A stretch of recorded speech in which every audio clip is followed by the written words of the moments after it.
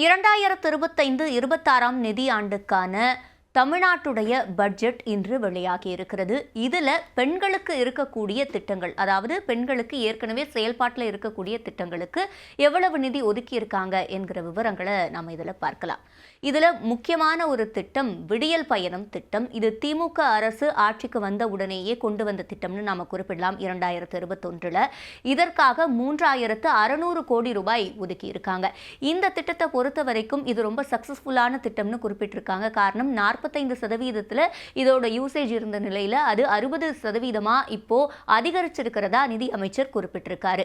அது மட்டும் இல்லாம இது மூலமா மாதம் 888 ரூபாய் வரைக்கும் பெண்கள் சேமிக்கிறதா குறிப்பிட்டிருக்காரு.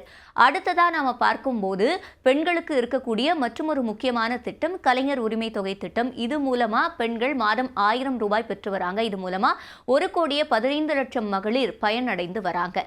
இதற்காக ஒதுக்கப்பட்டு இருக்கக்கூடிய நிதி பார்த்தோம்னா 18,807 கோடி ரூபாய்.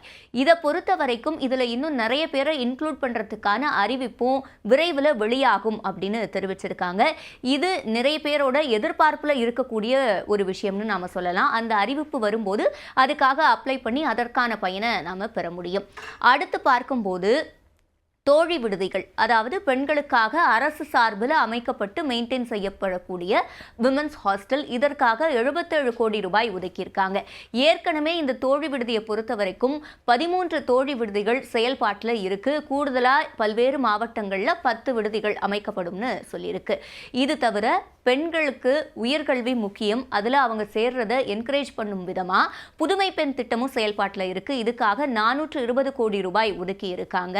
இதில் கூடுதலாக 3ஆம் பாலினத்தவர்களும் இந்த திட்டத்தில் பயன்பெறலாம் அப்படின்ற அறிவிப்பையும் வெளியிட்டிருக்காங்க.